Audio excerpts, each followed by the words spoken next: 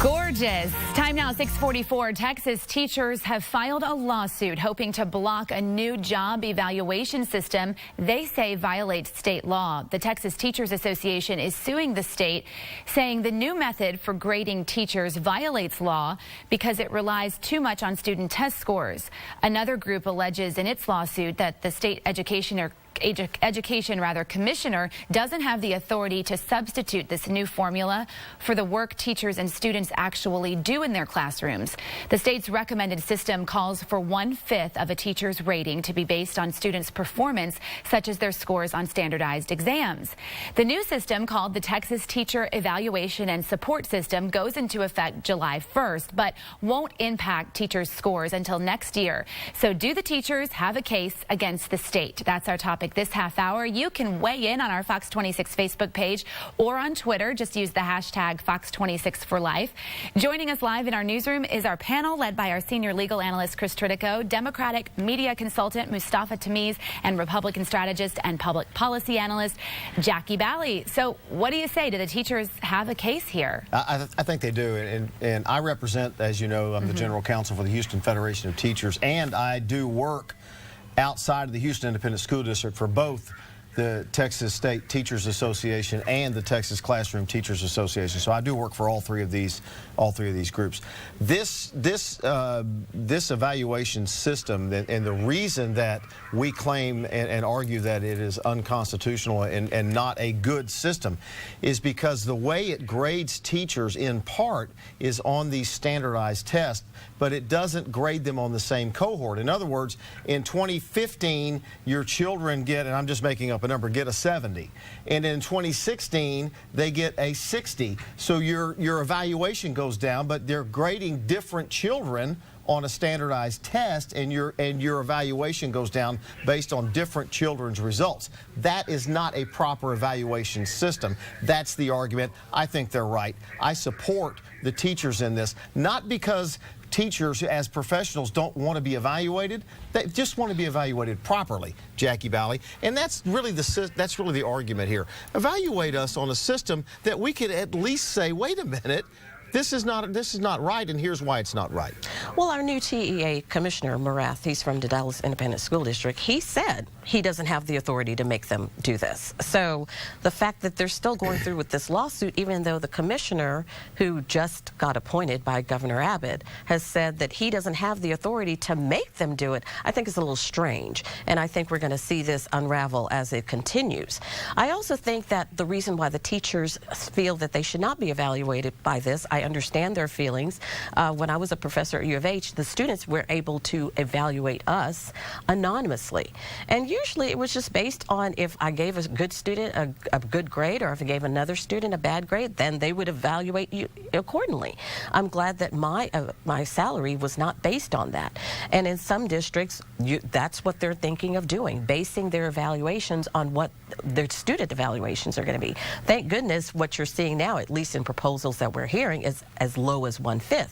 But for some teachers, that's still not good enough, and I don't blame them for that. The difference with what Commissioner Morath said was we can't make a district use it. Those that do, a teacher could lose their job over this. Yeah, that's what I defend teachers on. Look, this is a very important lawsuit because it's defining the roles of teachers in classroom. There's a lot of discussion about what we should do, how should we measure performance, and those are important discussions, and we should incentivize teachers.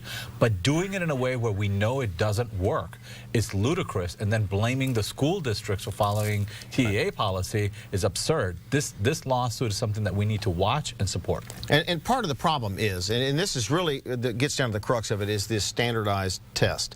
And we've been railing on standardized tests for years. Now you go back to tying a teacher evaluation to a standardized test. What does that force a teacher to do? I'm going to lose my job if the kid doesn't pass the standardized test. What am I only going to teach? And that's why I brought up the commissioner's comments, because you have bipartisan support of this new commissioner, by the way, Democrats and Republicans like him. And you also have bipartisan support for getting away or loosening loosening up standardized testing. So the fact that they want to tie the teachers' evaluations to even more standardized testings possibly is a reason why I don't think this is actually going to happen or be implemented in a lot of districts. We'll see. I've got grave reservations about that. We'll see. Let's go to Sally. She's monitoring our social media. Okay, we're going to take a look at this first tweet coming in. At Vice Mayor Wes B is retweeting Education Week, which put out this survey this week saying that teacher evaluations based on student test scores are widely unpopular among educators. So no surprise there. You know, teachers don't want this either. KK of NOLA says the use of test scores for evaluating teachers is fundamentally invalid and unreliable. And then Get Up, Stand Up too has been tweeting out this infographic all week long about the impacts of teacher evaluations based on test scores.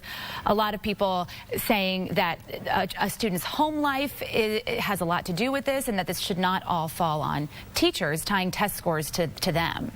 Well, it's not only, yes, I mean, and they're right about that. The home life has something to do with that. But what we've seen with standardized tests is that when the schools are graded by standardized tests and the teachers are graded by standardized tests, we don't teach fundamentals anymore. We teach a standardized test. And that's why we've seen the state of Texas drop so drastically in education in the nation, is because we're only teaching kids how to take this test. Well, that's one of the things. The other big part is that we underfund education, and that's the other component of it. And rather than heading in a direction where we do less standardized tests, we're now going in the opposite direction of not only doing tests, but then measuring teachers' performance based on it. So this whole idea is absurd, and this is a critically important lawsuit right now. So we'll see where it goes. I hope that your prediction is correct about Mr. Morath, but so far, and I know he just got into office, but so far we haven't seen him make those drastic moves. Well, he's been in 3 months, just like we were talking about the mayor. Yeah, and I'm actually looking at his history in Dallas, and the Dallas mayor, who is a Democrat, praised him. He made a lot of strides, positive strides for African Americans, for Hispanics. He raised the level of math for fourth graders. If you go to the Dallas Independent School District website, it goes on and on and on about a lot of the strides, positive strides that the commissioner has made in his district of Dallas, the Dallas Independent School District. At the same time, so I'm looking at his history, because 4 months is not enough for us to determine what he's doing. We got to go, but at the same time in Dallas, one of the criticisms was he tried to change the whole district to a charter district, and that caused a big rift in the district. We'll see where it goes, and we'll see where the lawsuit goes. It just got filed. Okay, well, thanks for bringing us up to speed on it all. We appreciate it. We'll see you